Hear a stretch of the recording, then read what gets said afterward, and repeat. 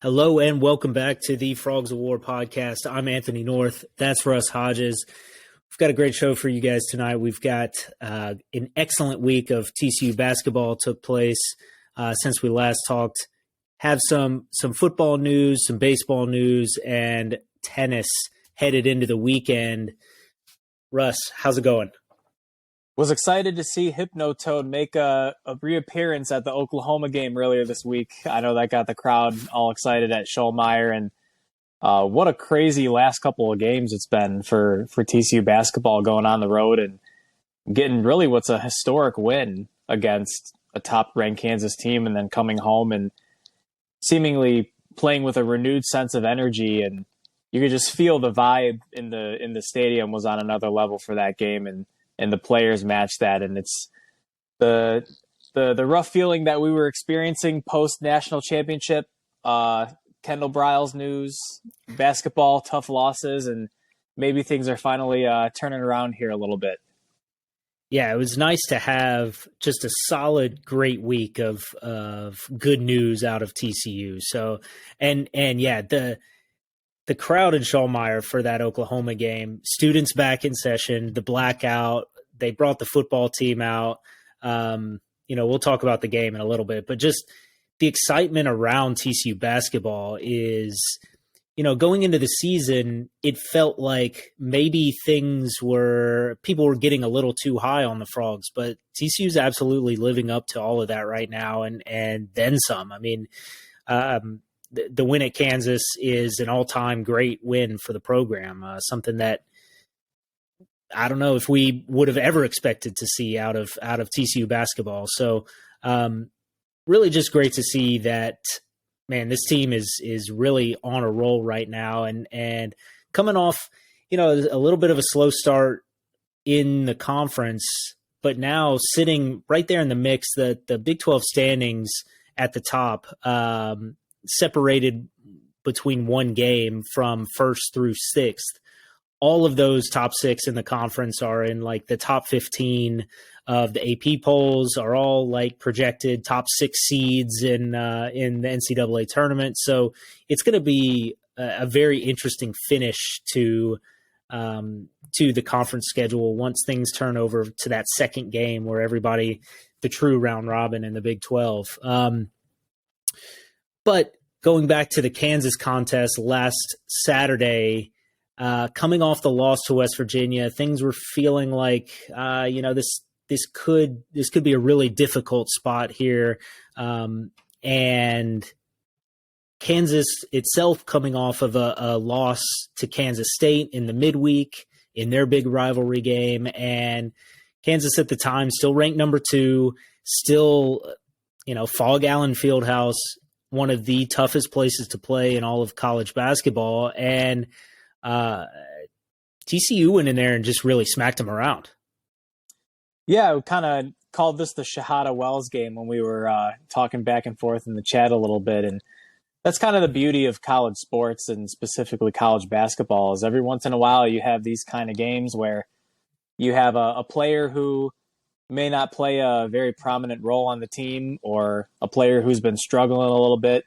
Shahada Wells, unfortunately, has been glutton for punishment on this podcast, in a sense that he's been talked about a few times as, he's the guy that's got to be kind of the Energizer Bunny off the bench and give the Frogs some scoring there. And, it just hasn't clicked yet for whatever reason. But talk about a game where it just could serve as a huge springboard for him, just playing with all kinds of confidence. I think he hit his first 7 shots in the game, 6 or 7 shots in the game. He was 3 for 3 from 3-point range to start out, had a nasty dunk.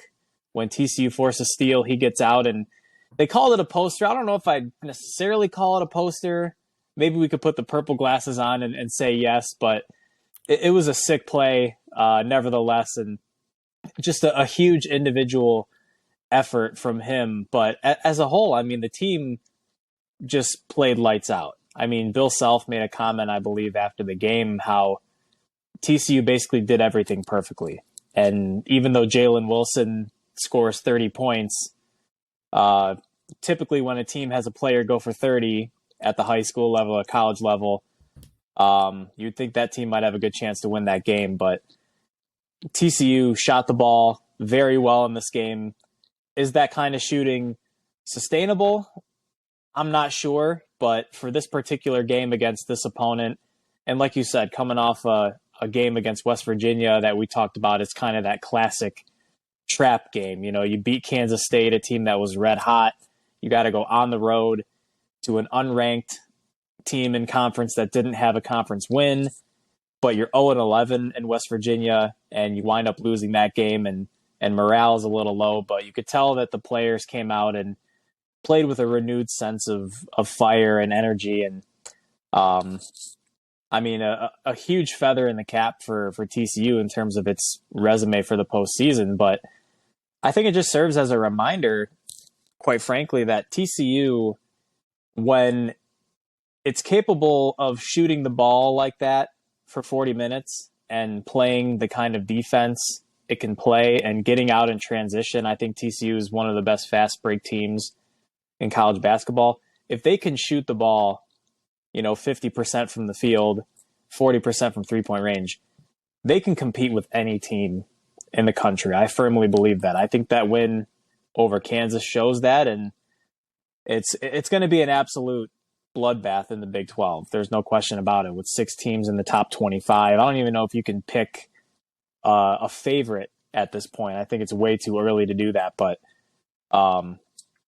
TCU has answered the call a couple of times here in Big 12 play over the last week or so with Kansas State and Kansas, and you just hope that they can keep the momentum going. They have a couple more games coming up against unranked opponents before there's a really tough stretch, I want to say in mid to late February, where they have 4 ranked teams in 5 games. So extremely excited for TCU to go out and get this win. First win, I believe, at Fog Allen Fieldhouse since TCU joined the Big 12. So historic effort from TCU in this game. Yeah, and first you mentioned it. We've got to both eat some crow a little bit on Shahada Wells. I think we've been looking for this from him, and it was really exciting to see for him to show up like that on the national stage. I mean, this game is on CBS, number 2 team in the country, and he just really took it to him. And this game really put on display some of the things that we've and TCU fans have been pointing to as things that scare us about this team thus far through the season, that when the bench doesn't put up, meaningful minutes, when missing a bunch of free throws, unable to hit anything from 3-point line, those things really doom TCU. Unable to get running out on transition. TCU basketball really can fall apart if any of those things aren't working. And in some of these games, all of those things have been failing. So to see them come out and just really send all those negatives completely away. I mean, 39 points from the bench. Jacob, and that's without Micah Peavy playing. So this was, I guess, his 4th consecutive game that he was out with the back injury. And Jacoby Cole, Xavier Cork stepping up big time in addition to Shahada Wells and Rondell Walker, really had to give big time, meaningful minutes in this game because in addition to Peavy being out, Lampkin goes down with an injury, I guess just before halftime, kind of falls awkward, going up for coming down after taking a rebound and hurts his ankle. And he ended up playing some later in this game, missed the Oklahoma game. So we'll see how that injury plays out for the rest of the season, whether he's able to play this weekend at Mississippi State. But, all of those things could have allowed Kansas to come back into this game. I think they cut it to maybe 10 or 12 at halftime, where TCU ran out to a ridiculous lead, something like 25 points. Bill Self had burned most of his timeouts in the first few minutes of this game. TCU was just making every shot and getting stops, and there was nothing really they could do about it. But Kansas was doing that Kansas thing where they would go on little runs, they'd get it, but it never dipped below double digits. So that 10-point lead was as close as it ever got for the rest of the game, as TCU ran away with it in the end. I think it's a wake up and pay attention moment nationally for TCU. I think they maybe have been flying a bit under the radar, looking good in metrics, still in the AP poll and all of that, but nobody could deny TCU's kind of dominance in this game. This is not something that really ever happens to Kansas. They never lose back-to-back games. They never lose back-to-back games wherein one is in Lawrence, Kansas. And just getting completely outclassed and blitzed on the court is it just doesn't happen. So it'll definitely put TCU in good position going forward. But it was an opportunity where TCU could have taken that feeling and rode high into the sunset, as it were, into the week, and allowed, I don't know, that rat poison, like Nick Saban says, of just great press. I mean, nationally, everyone was talking about how impressive TCU basketball was, and very easily could have not maintained focus going into the week. And against an Oklahoma team that going into its game against the Horned Frogs was fringe bubble team, clearly in that second tier of the Big 12 conference at this point, but with an opportunity to jump up against TCU, and could have been a dangerous game for the Frogs. But again, TCU really just took it to them. They're in front of that capacity crowd at Schollmeyer. Yeah, and another game similar to Kansas where TCU really just controlled the game from start to finish.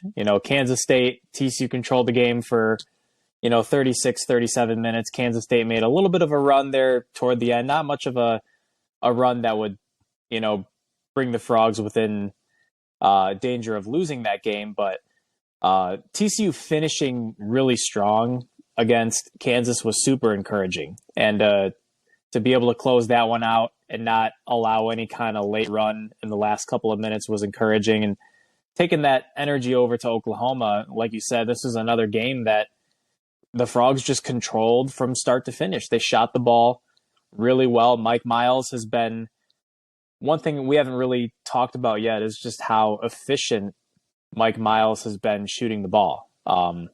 His 3-point shot, I think, still kind of comes and goes, but he's been way more efficient in the mid-range area, and he's been a lot better at the rim. And I think that's definitely been a key reason why his scoring average is up, and he's just continuing to do Mike Miles things. He was 10 of 10 from the free throw line in this game. The Frogs as a whole have been shooting free throws really well over these last couple of games. Typically when the Frogs surrender those second half leads or lose tight games, as we've seen already this season in the Big 12, it's free throw shooting has been kind of a key issue there. So TCU just in general has been shooting the ball better over these last couple of games, all the way around. Free throw shooting, 3-point shooting, mid-range jump shots, finishing at the rim. Again, the defense is creating turnovers, which leads to a lot of easy transition layups and 2-on-1, 3-on-2 scoring opportunities, and that by default is going to raise your field goal percentage. But 25 fast break points for TCU in this game, and even with Eddie Lampkin not playing, Xavier Cork comes in to the starting lineup and gives the Frogs good minutes. And Micah Peavy, was good to have him back, and finished with 13 and 9. I think he's going to be a key guy, particularly on the defensive end, as TCU continues to move forward. And you just feel like right now TCU is playing its best basketball over these last couple of games, and you hope that they can take that into Mississippi State. And the key right now, I guess, will just be Eddie Lampkin getting healthy, number one, but number two, how long can TCU sustain this quality of shooting? Because we know from the large sample size that we've had for most of the season that the Frogs have tended to struggle from three-point range. They've had games where they have struggled from the free throw line. Perhaps it's just a confidence thing, and they're playing with more confidence, and some of those shots are starting to fall. Maybe they've been working on it a little bit more in practice, but I'll be watching those numbers to see, how sustainable some of these percentages are going to be over these next few games, and how TCU can find some different ways to win in the event that, they might be a little bit off from the free throw line or the 3-point line. Yeah, for sure. And Micah Peavy was just one rebound shy of his first double-double, 13 points, 9 rebounds. That would have been exciting on his return. And yeah, I mean, the other thing in this game is the defense was just outstanding. And I don't want to be too down on Oklahoma. Certainly the Horned Frogs have to travel to Norman later this season, and TCU had only going into, I guess, last season swept Oklahoma and then get this win. But prior to that, I think had only had one win over Oklahoma since joining the Big 12. So traditionally a team that had performed very well against TCU. So, I'm going to try to avoid getting old takes exposed on this, but Oklahoma didn't look like a tournament team in this game. Didn't particularly look like they wanted to be there. I mean, yeah, they were getting blown out pretty bad in the second half. And so you can understand it a little bit, but it really, that was I don't know how much watching that is TCU just really is a much better team right now than Oklahoma is, and really put on an excellent performance to really shut them down. And how much of it was Oklahoma just it isn't really that team. I don't know, but watching them in this game, TCU just had them all over the place. They were not getting good shots. The shots they were getting were way off. I mean, they shot 31% for the game. And the big thing on that was Grant Sherfield, Fort Worth native, one of the top scorers in the conference, averaging 17 points a game coming into this. He was held to just 5 points on 2 of 11 shooting. I mean, he didn't score in the second half at all. That's, part of that is Micah Peavy being back in the rotation really adds an extra defensive element to this team that is missing when he's gone. And Rondell Walker is able to provide a little bit of that, but it's just not the same as a player of the caliber of Peavy. So that's part of it. But and like you said, Xavier Cork stepping in for Eddie Lampkin. He has 2 blocks. He's a monster on the boards and defensively. I don't think it shows up really in the stat sheet like it showed up in the game. I mean, there was nothing happening down low even without Eddie Lampkin in the game. So really impressive game all around from the Horned Frogs. And, we'll again have to not take that rat poison. Don't take the cheese because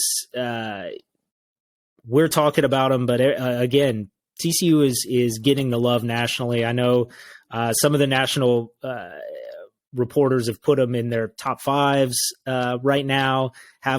There's all these discussions about how many Big 12 teams can make the Final Four. Will we have an all Big 12 Final Four? It's getting a little bit out of control, but it's ahead of a tough game at Mississippi State, tough in a road environment in the SEC where, similar to the West Virginia thing, where you don't want to get caught sleeping. Mississippi State is having a down season. I think they just have one win in conference play in a relatively down SEC conference this year. So TCU will almost certainly be favored in this game, maybe favored pretty significantly to win. And I don't know what it's going to be like, but I think this SEC Big 12 challenge is always kind of a funky thing. Here's in the middle of conference play. You're really on a roll in conference play. You feel super comfortable about what it's going to take to go play these conference games and what you need to get done. And then you have to take on an opponent that you never see. And I hope it doesn't just kind of throw off the flow of things, because TCU's really on a roll right now. And here it is. They have to travel to Mississippi State. And I don't know. I think the Big 12 is going to be favored in almost all of these games. I think certainly Alabama is having an amazing season with Brandon Miller. Shout out Nashville, Tennessee. But otherwise, the Big 12 may be favored in all of these games throughout the SEC Big 12 Challenge this weekend. Yeah, and you talked about not taking the rat poison, and I think, TCU, these last couple of games should just serve as a constant reminder for this team and these players that when they are able to shoot the ball and play the caliber of defense that we've seen in these last couple of games, they're good enough to make the Final Four. I mean, we've seen a lot of people talking about it, and I believe it. Again, I'm not sure how sustainable the shooting is, but the energy is undeniable. The defensive ability is undeniable, and you just hope that the team can just continue to come out with that same level of energy and effort, particularly on the defensive side, on a nightly basis. And going back to Oklahoma real quick. The Sooners may have struggled a little bit in this game, but I took a peek at some of their previous games in Big 12 play, and like essentially every Big 12 game this basketball season, they had a lot of close losses, single-digit losses, and really competitive games against quality teams. And again, 6 ranked teams in the conference out of 10, and anything can happen on any given day in the Big 12. I mean, Oklahoma State, I believe, has already picked up a marquee win. West Virginia just dominated Texas Tech, and Texas Tech was a team that folks thought maybe would be a solid group coming into the season, and now they're kind of in a free fall here. But unranked or ranked, it doesn't really mean much in the Big 12. I think any of these teams are capable of knocking another one off on any given Tuesday or Wednesday or Saturday or whenever it is. So and Jamie Dixon, I'm sure, is getting on these guys and just reminding them, we're rolling a little bit right now, but let's just keep that same energy. Keep the same energy for Mississippi State. Our next couple of games coming up against unranked opponents, and if we continue to get this TCU team for the next few games, I'm going to start feeling a lot more confident about the Frogs potentially bringing home a Big 12 title, because right now it's still very early. We're 8-9 games in, so we're kind of at the halfway point, and I would feel like by this point we have kind of an idea of, these 2 or 3 teams are kind of rising to the top, whereas these 2 or 3 maybe, sinking to the bottom. And, other than Texas Tech sinking to the bottom, I really don't think we know who the best team or the second best team is in the Big 12 right now. So excited to see what happens this weekend, and hopefully the Frogs will keep this thing going. Yeah, there's definitely 6 teams right now that could feasibly win the conference and make a big run in the tournament. And I guess I think you mentioned TCU looks like could be has the possibility of a Final Four team. I think we've also seen TCU could be the kind of team that really runs into some kind of funky opponent in the first round of a tournament and could get caught. So this shooting streak that they're on right now, I think they're in, as well as the fast break streak. I mean, leading the country at this point. I think it's beyond a fluke that they're making this happen. This is clearly the way that they want to play. They want to play a tenacious defense, want to take rebounds off missed shots and really run with it to get the offense moving. This is clearly what Jamie Dixon is looking for out of the team, but it is the kind of thing like we've seen with the Iowa State game where it can be shut down. In the summer, in the off season, when we were trying to fill time, really, but we asked the fans of Frogs of War of what is your expectation for TCU basketball going into this season, and the overwhelming answer was reach the Sweet 16. So I guess, do you think this TCU team, that's still the expectation, or has that ceiling been raised, or are we still appropriate thinking 2 wins in an NCAA tournament with this team is the appropriate, I don't know, expectation? I think Sweet 16 is fair. I think the super optimist in me would say TCU has the talent. Again, if they continue to shoot the ball like this and play this kind of defense, and depending on how the bracket lines up, assuming the Frogs, make the tournament, everything could result in a Final Four bid. I think Sweet 16 is fair because this is basically the same team that they had last season. And that team defeated Seton Hall in the first round and came within a few points of beating a top-ranked Arizona team. So you have all your starters back. You have all your key reserves back, with the exception of Farabello, who transferred out. You bring in Rondell Walker, and you would think that in your second year, you continue to develop more chemistry and get better at the things you're good at, improve on some of those weaknesses, and take that next step. And I think when you look at some of the individual efforts that we've seen this year, Mike Miles has elevated his game. He's been much more efficient from the field. Jacoby Coles, who was a role player last year, didn't really do much off the bench. He's given TCU what seems like 7, 8, 9 points a game.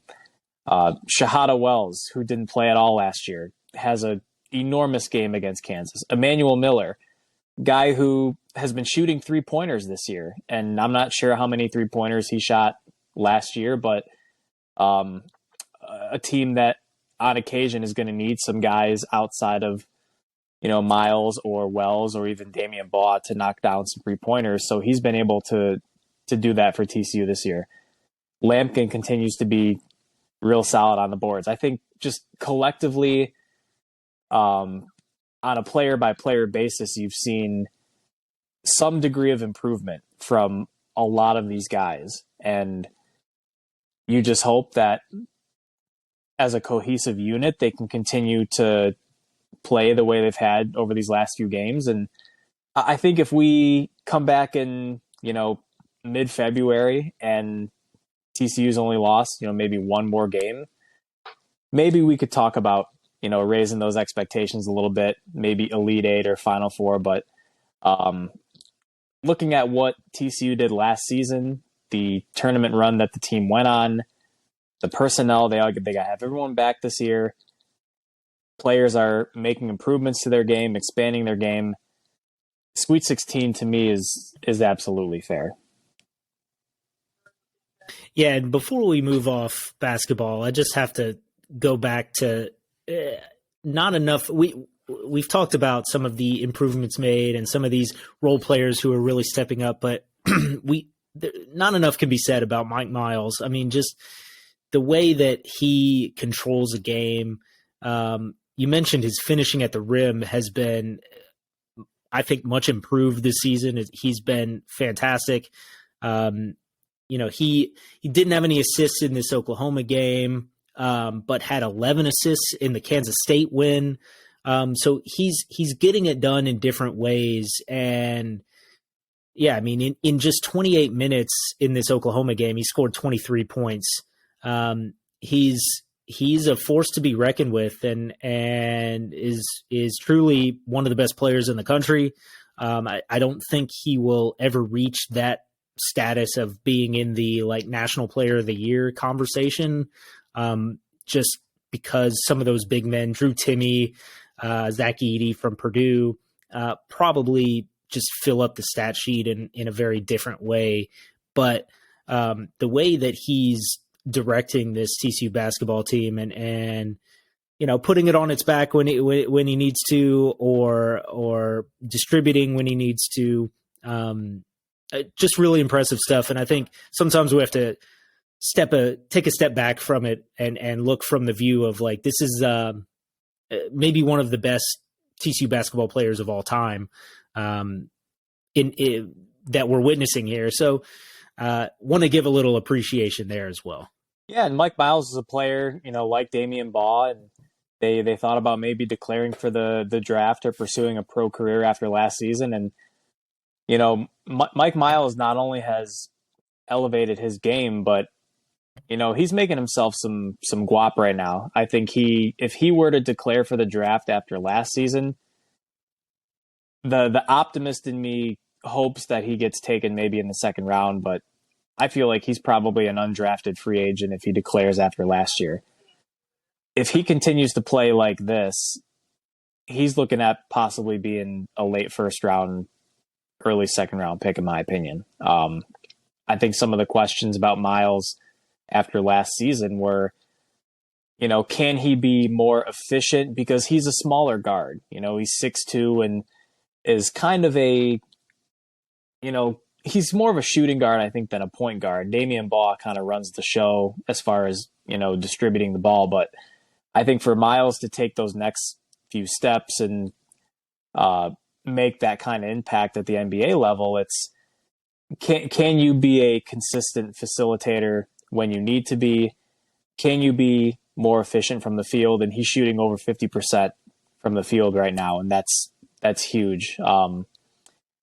He's raised his draft stock. There's no question about it. And who knows what can happen over this second half of the Big 12 schedule. There's still so much basketball left to play, but the prospects are very exciting for Mike Miles if he can continue to play the way that he has. And like you said, there have been a few games where, the half-court offense maybe just isn't there for TCU, and Mike Miles just says, I'm going to do it myself. And he's really the only guy I think on TCU who you can consistently count on to break a defender down and win a one-on-one matchup, make a tough shot.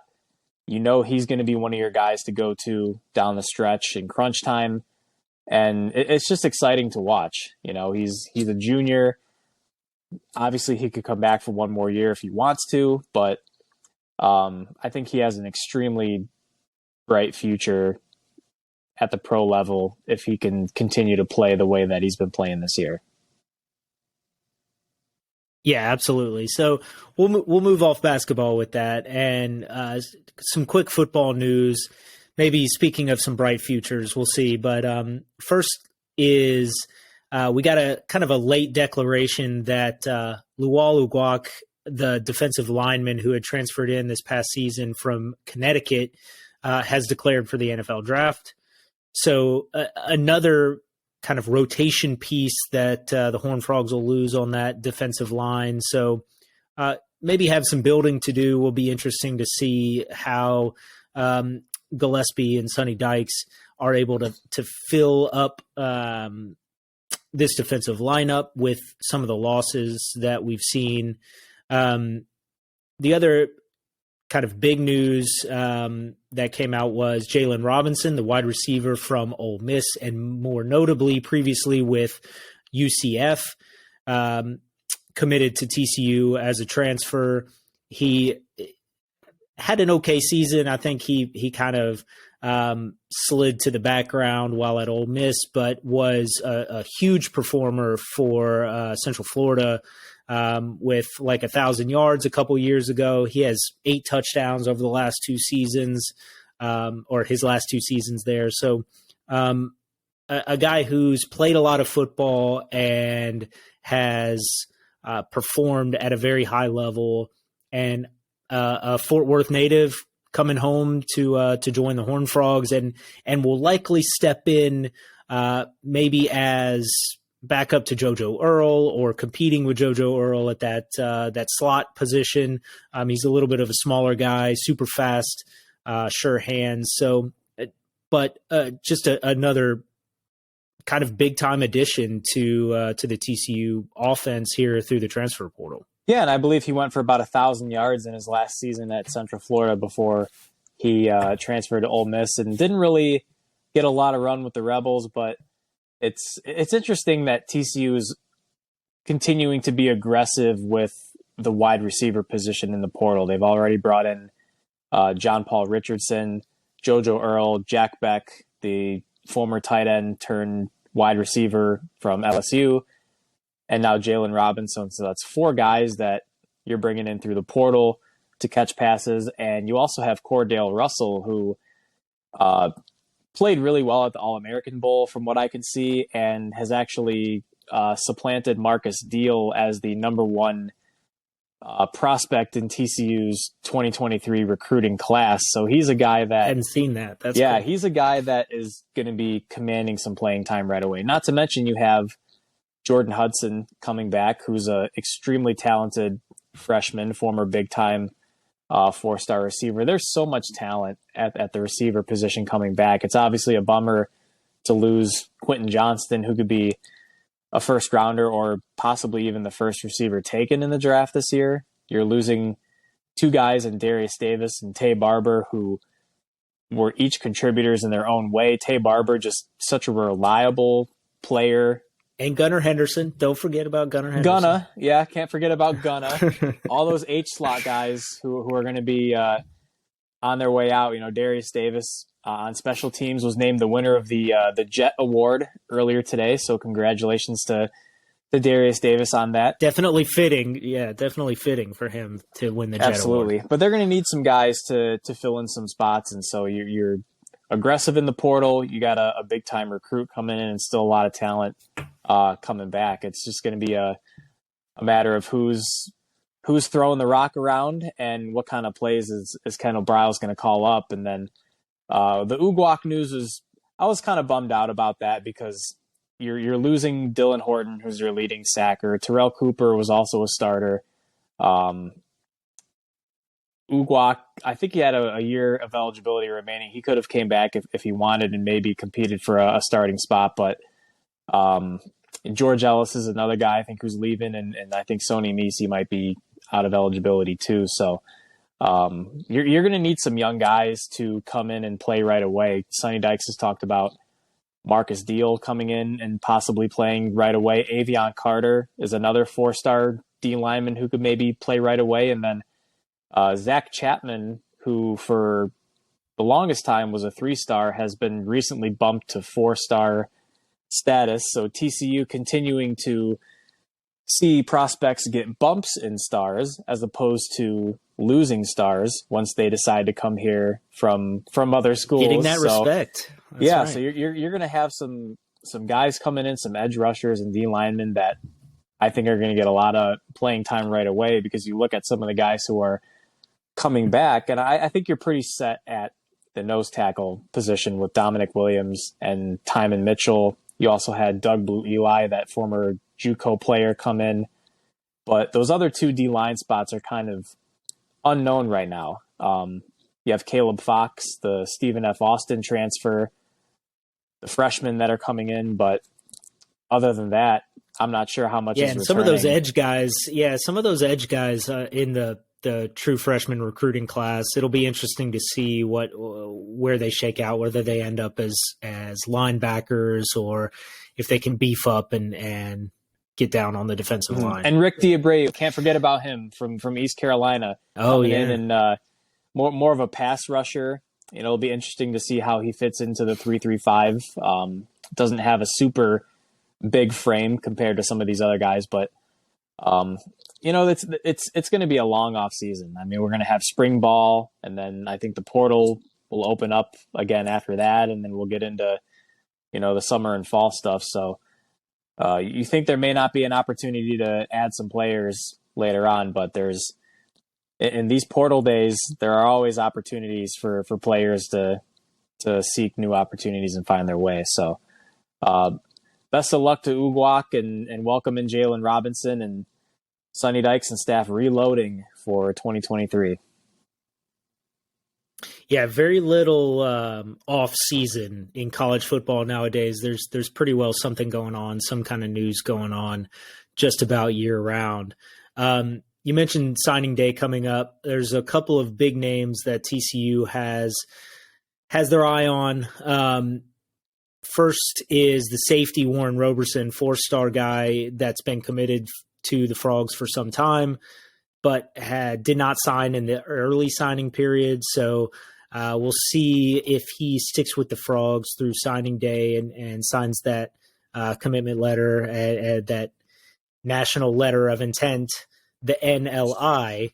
The NIL side of things, a name that's been pretty well publicized nationally for the deals that have gone on at Miami and at Florida. Jaden Rashada, the quarterback, big-time quarterback recruit, he was released from his NLI due to, I guess, that the Gator Collective unable to meet its commitments of funding to bring him in there to Florida.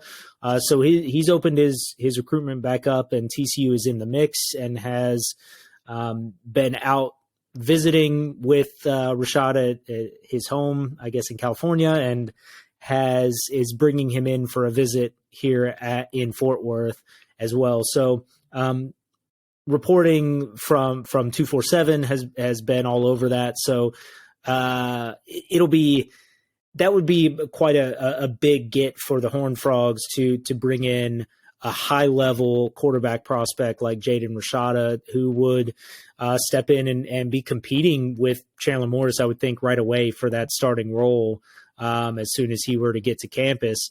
I think he would have to miss all of spring practice due to the being let out of his letter of intent and enrollment for the early period. So probably would be a tough battle to catch up to Morris. But in any case, a big name on the table there for the Horned Frogs. Yeah, and we've talked about it a couple times on the podcast, and Sonny Dykes has alluded to it in press conferences in the past. And with TCU adding all these players in the portal and signing all of these recruits on early signing day, the one position they haven't really addressed is quarterback. And I think there was some hope at some point that maybe TCU could secure a transfer. There was talk, I think, at one point about Sawyer Robertson, the Mississippi State transfer who committed to Baylor.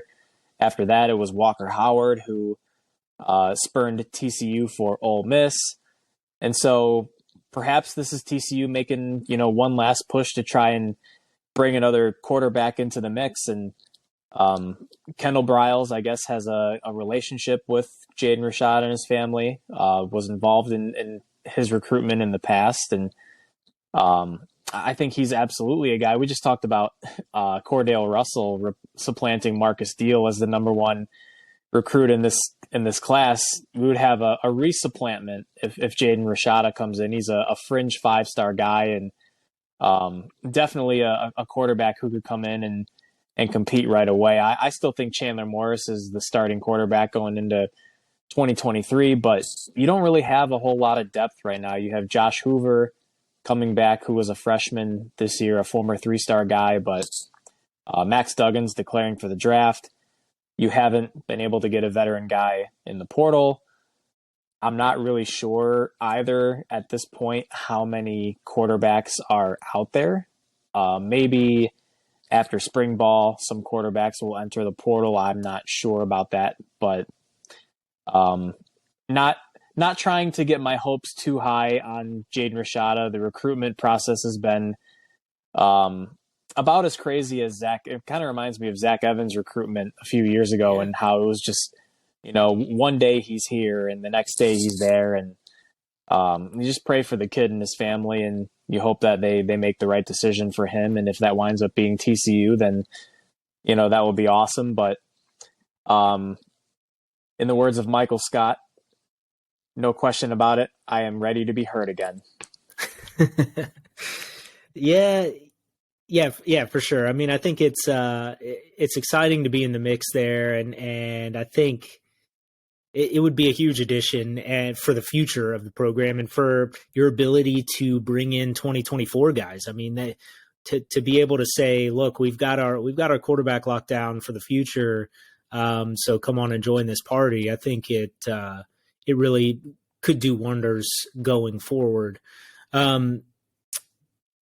Other football things. So those former Horned Frogs now, it was nice to see some of these guys out at the event at Schallmeyer during the week, presenting the Fiesta Bowl trophy and kind of getting a nice round of applause and the Hypnotoad and all of that there this week. But some now former football players headed to the NFL, getting a chance in some of these senior showcase games.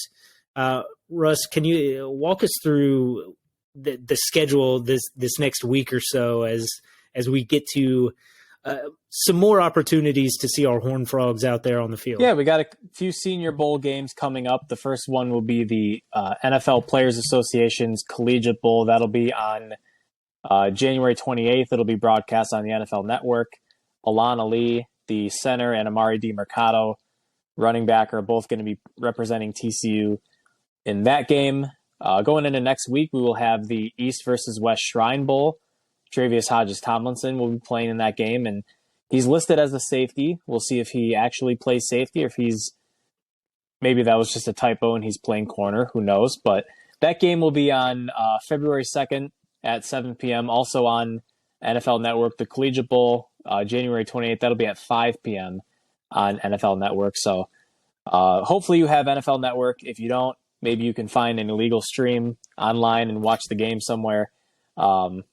This Reese's Senior Bowl is going to be kind of the big one for TCU. They're going to have 5 players: Max Duggan, Darius Davis, Steve Avila, D. Winters, and Dylan Horton, all playing in that game February 4th at 1:30.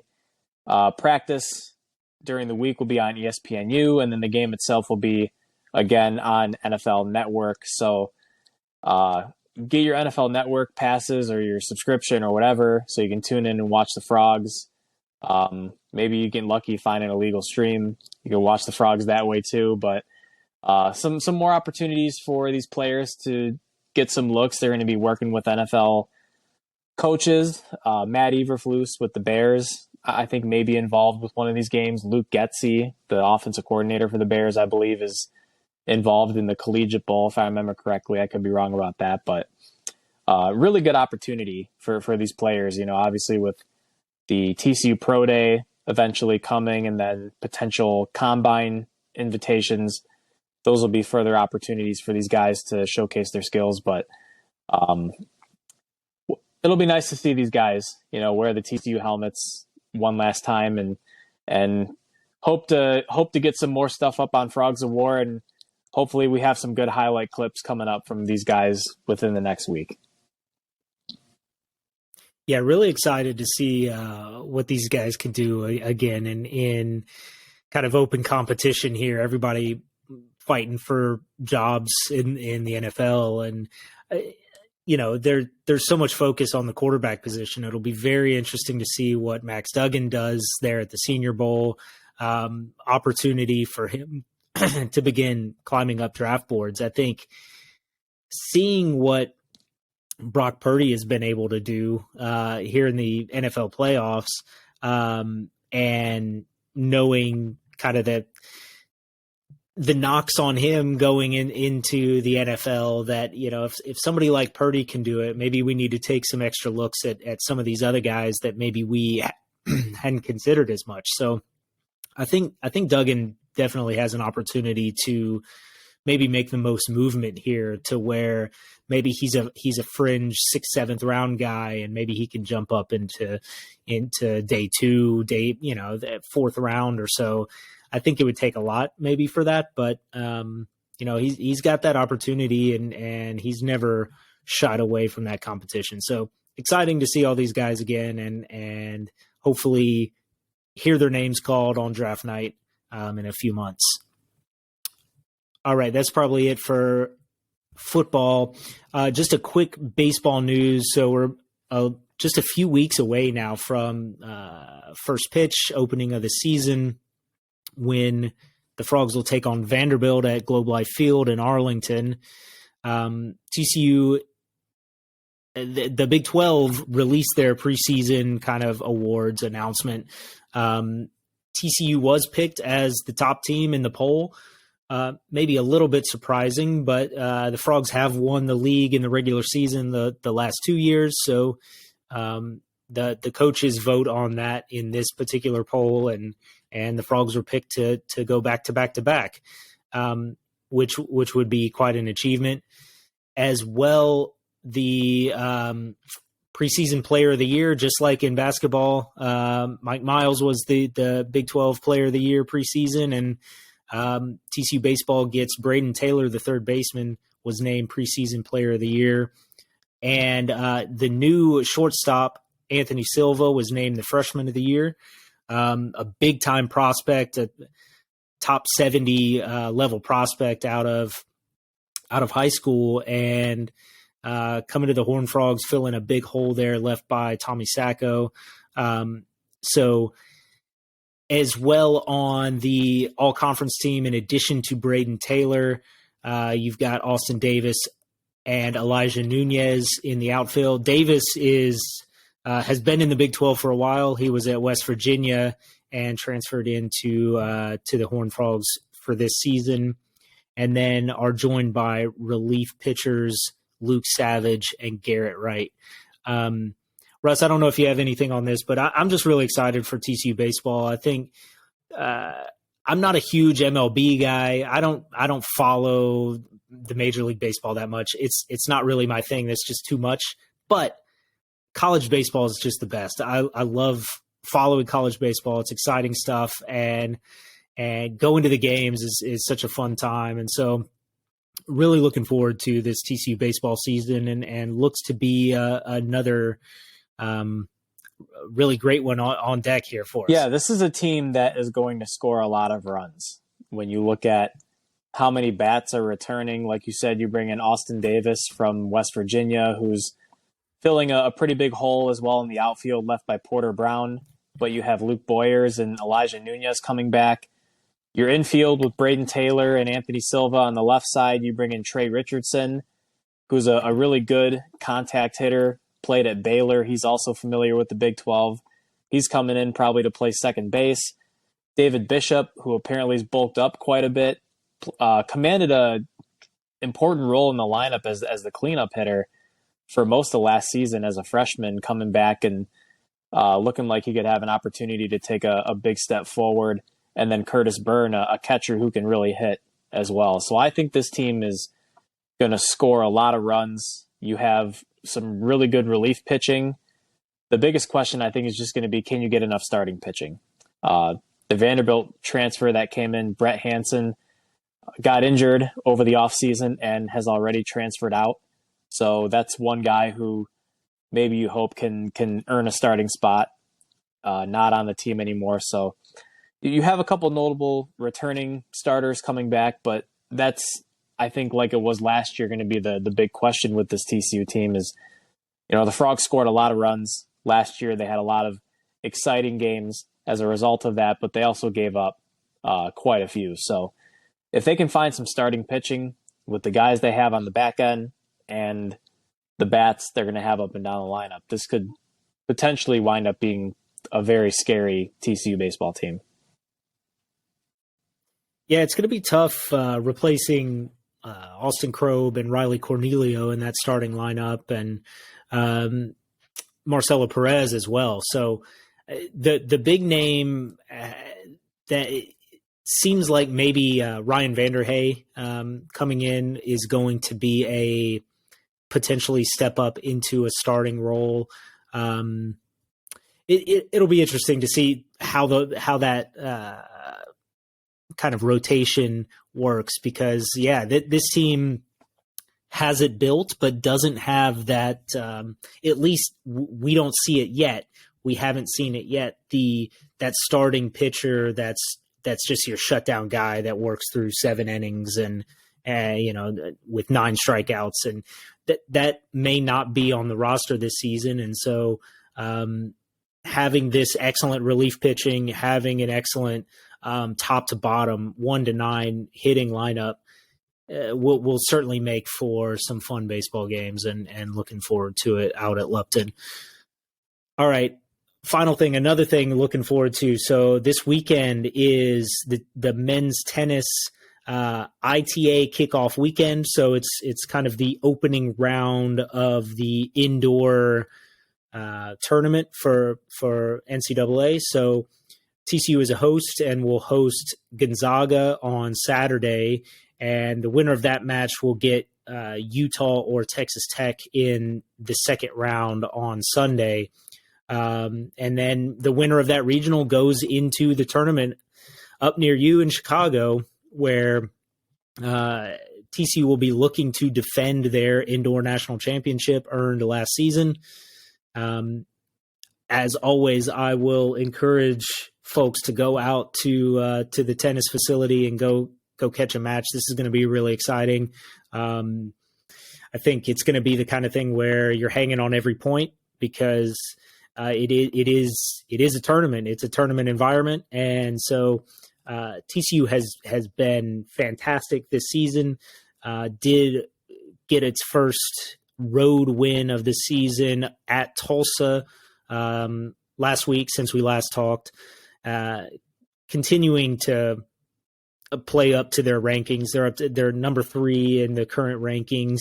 I think every singles is in the top like 75 or 80 in the country in each singles. The doubles partners, I think we have the Horned Frogs are at number 1 and at number 3 in the doubles rankings. So it's going to be some really high quality tennis being played from the Horned Frogs, and they'll be looking to take it to the Bulldogs and either the Utes or the Red Raiders. Yeah, and another team, similar to baseball, the tennis team has practically all of its starters back from last year, and the tennis program. Shout out to David Roditi. The tennis program has been so successful at TCU these last several years, and I think at times doesn't get talked about enough how successful they've been. So, and just knowing David Roditi, having talked to him several times in the past, just a super, super awesome guy, really respectable guy, and always enjoy listening to the Roditi reports after the matches, and very transparent guy. It's kind of rare to see that, I think, particularly from a head coach of a premier collegiate athletic program. So just a little shout out there to Roditi, and TCU men's tennis coming in as one of the top ranked teams in the country, showing it right now, and hopefully can make some noise in that ITA tournament. All right. So, if we don't see you at I don't know, Schallmeyer next week, or out at the Baird Freeman tennis facility this weekend, thanks everyone for listening. Thanks for following us. Everything we're writing up at frogsofwar.com. Follow us on Twitter, YouTube, Facebook.